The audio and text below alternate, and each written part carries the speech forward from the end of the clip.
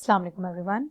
आज हम genetic code के बारे में बात करेंगे, लेकिन उससे पहले हम जीन के कॉन्सेप्ट को रिवाइज करते हैं। What is a gene? We all know that gene is a specific sequence of nucleotides of DNA which has the information to make protein. Now the question is, what is a protein?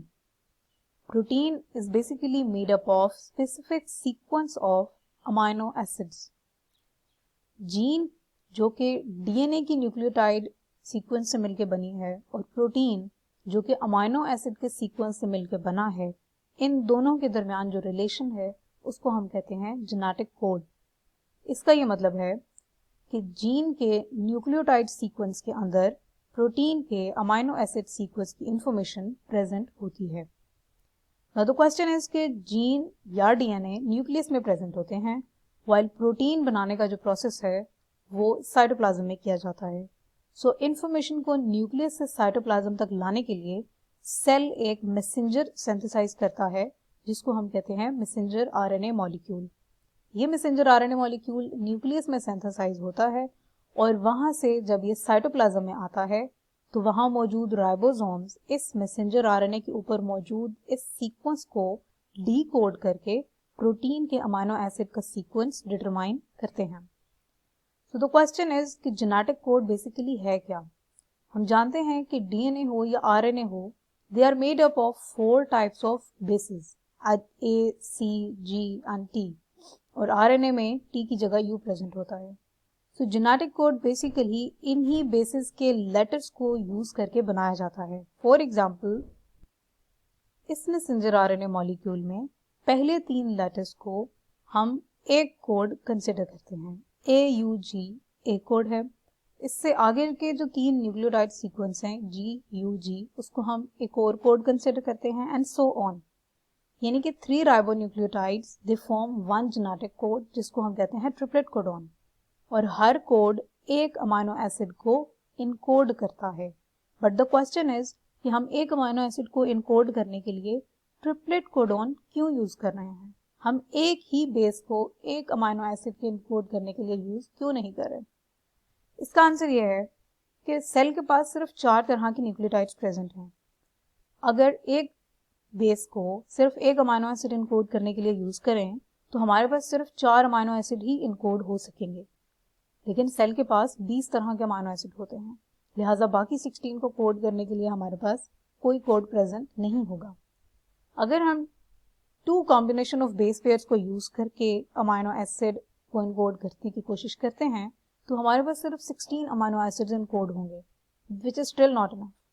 लेकिन अगर हम triplet codon यानी कि 3 base pairs को use करके एक code बनाते हैं तो हमारे पास मोर देन इनफ यानी कि 64 कोडॉन्स पॉसिबल होंगे, और एक अमाइनो एसिड का उस केस में एक से ज्यादा कोड भी प्रेजेंट हो सकता है।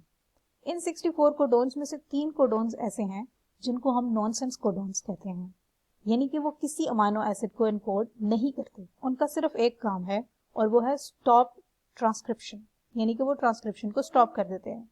बाकी 61 जो कोड्स हैं वो किसी न किसी अमाइनो एसिड को जरूर इनकोड करते हैं, लिहाजा उनको सेंस कोडॉन कहा जाता है।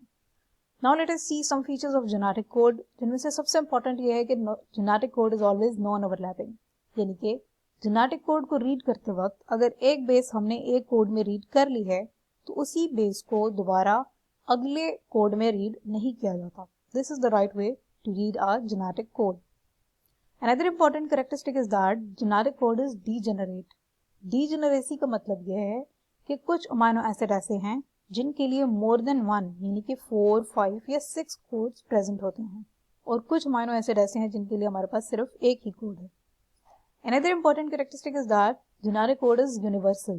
ये सारे ऑर्गेनिज्म में सिमिलर होता है, लेकिन याद रहे ये बात सिर्फ न्यूक्लियर डीएनए के लिए ट्रू है। चूंकि डीएनए माइटोकॉन्ड्रिया में प्रेजेंट होता है, सो माइटोकॉन्ड्रियल डीएनए का जो जेनेटिक कोड है वो लाजमी नहीं है कि सारे ऑर्गेनिज्म में सिमिलर हो।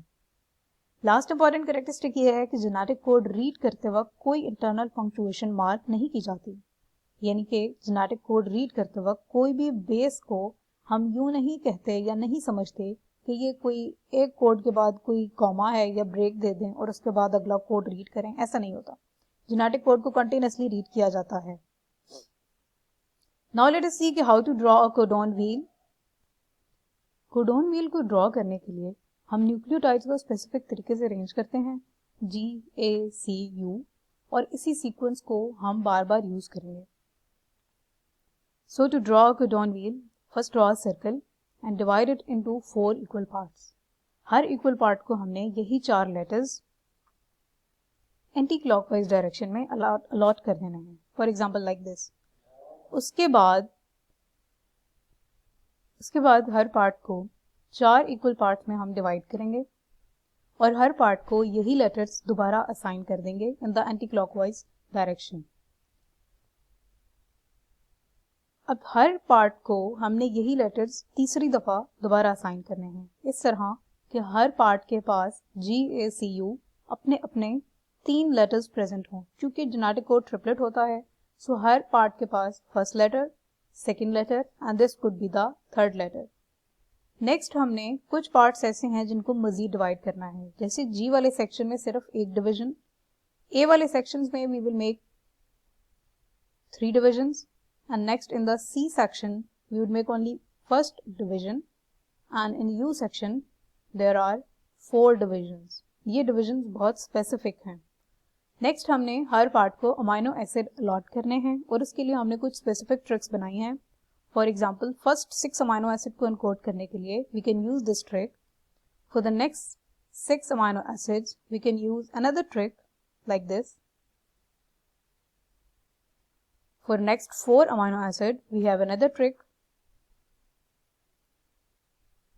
After this, we have 2 stop codons, and between 2 stop codons, there is another amino acid 16, and we can use this trick. For the last 4 amino acid, we have another trick, which is this. ये सारी tricks यहाँ पे लिख दी गई हैं, and if you have any question related to genetic code or these tricks, you can ask them in the comment section. Till then, take care and thank you for watching.